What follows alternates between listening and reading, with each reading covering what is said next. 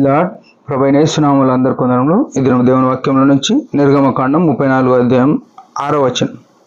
అతని ఎదుట యెహోవా అతని దాటి వెళ్ళుచు, యెహోవా కనికరమును దయ దీర్ఘశాంతము విస్తారమైన కృపా సత్యము గల దేవుడైన యెహోవా, ఆయన 1000 మందికి కృప చూపుచు దోషములను అపరాధములను పాపములను క్షమించును గాని ఆయన ఏమాత్రమును దోషులను నిర్దోషులుగా ఎంచక 3-4 తరముల వరకు తండ్రుల దోషములు కుమారుల మీదికి కుమారుల మీదికి రప్పించునని ప్రకటించను.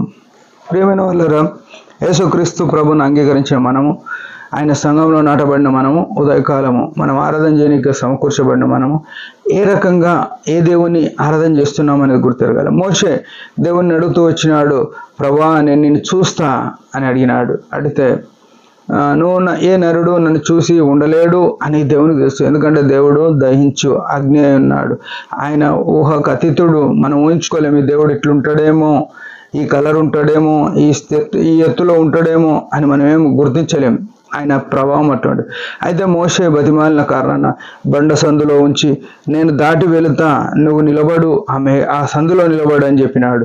అప్పుడు యెహోవా అతన్ని దాటి వెళ్ళి చేయమంట కనికరము దయా దీర్ఘశాంతము విస్తారమైన కృపాసత్యములు అయిన దేవుడైన యెహోవా.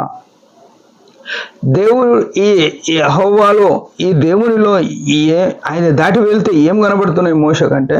విస్తారమైన కృపా సత్యములు, కనికరము, దయ, దీర్ఘశాంతము ఇవి ఉన్నాయి ఆయనలో. అంటే దేవుడు అంటే ఇవే, దయ, కనికరము, విస్తారమైన కృప. ఎంత మంచి దేవుడిని!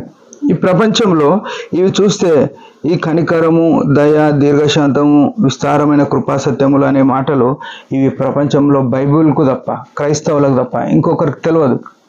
ఎందుకంటే ఈ దేవుడు, ఈ ఔన్నత్యం గల, ఈ గుణగణాలు కలిగిన దేవుడు మన మధ్యలోనికి యేసుక్రీస్తు ప్రభుగా యోహాను 1:14 ప్రకారం కృపాసత్యములు అనే ఈ దేవుడు వాక్యమే కృపా సత్య సంపూర్ణుడై మన మధ్య నివసించను అని రాయబడ్డారు.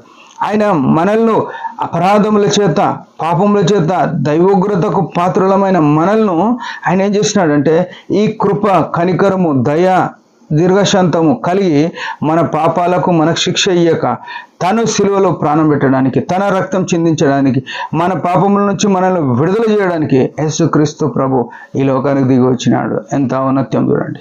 ఆయన సిలువలో ప్రాణమిచ్చడం ద్వారా ఎంత విచిత్రం, మనము శుద్ధులుగా అవుతున్నాం. ఇంకా ప్రాముఖ్యమైన విషయం ఏంటంటే యేసు ప్రభు ఈ లోకంలోనికి చావడానికి వచ్చినాడు. ఆయనకి ఎంత ప్రేమ! ఎవరన్నా సస్తావు అంటేనే తట్టుకోలేం, ఎవరన్నా నువ్వు చచ్చిపోతే బాగుండు అంటేనే తట్టుకోలేం.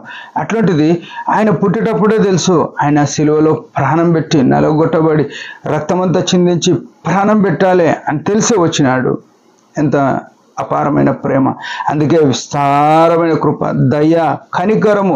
మనం ఏమాత్రము అర్హత లేము ఆయన పిల్లలు అనిపించుకోవడానికి. ఆయన మన కొరకు తన ప్రాణం పెట్టడానికి మనకు ఎట్టి యోగ్యత లేదు, కానీ మన మీద కనికరపడ్డాడు, దయ చూపించినాడు. దయ, ఆయన నిండారుగా దయ చూపించినాడు. ఆయన దయ మన మీద కుమరించిన కారణాన మనం విడిపించబడి ఆ పాప శిక్ష నుంచి, ఆ నరకం నుంచి, ఆ వేదనకరమైన స్థలం నుంచి తప్పించబడి ఆయన సన్నిధికి చేరడానికి రాజులైన యాచక గుంపుగా తన రక్తం ద్వారా మనల్ని చేసినాడంటే ఎంత అద్భుతం! ఈ అద్భుతమైన దృశ్యాన్ని మనం మనసులో పెట్టుకొని ఆత్మతో సత్యంతో ఈ గనుడైన దేవుని ఆరాధన చేద్దాం. తండ్రిని ఆరాధించేవారు కావాలని పరిశుద్ధాత్ముడు యోహాను సువార్త 4:24లో చెప్పినాడు. ఆత్మతో సత్యంతో ఆరాధించాలి. మన జీవితాల్లో ఈ దేవుణ్ణి ఎరిగినామా? ఈ దేవుని కలిగి ఉన్నామా? ఈ దేవుడు కోరుకున్న ఆరాధన ఇస్తున్నామా అని ఆలోచన చేసి మనం ఆరాధన చేద్దాం. దేవుడి మాట దీవించిన గాక. చిన్న ఆరాధన. పరమ తండ్రి యేసు ప్రభు నామములో వందనాలు. తండ్రి, నువ్వు మోషేకు దయ, కనికరము, దీర్ఘశాంతం, విస్తారమైన కృపా సత్యములుగా కనబడుతూ వచ్చిన నా కొరకు, మా కొరకు కూడా తండ్రి 2000 సంవత్సరాల పూర్వమే యుగాంతమందున్న మమ్మలను కనికరించి కల్వరిశిలలో ప్రాణం పెట్టడానికి దిగి వచ్చి తండ్రి ఏమాత్రము చూడన్న సాయమన్న మమ్మలను ఇష్టపడి కల్వరిశిలలో ప్రాణం పెట్టినావు, నీ రక్తం కార్చినావు.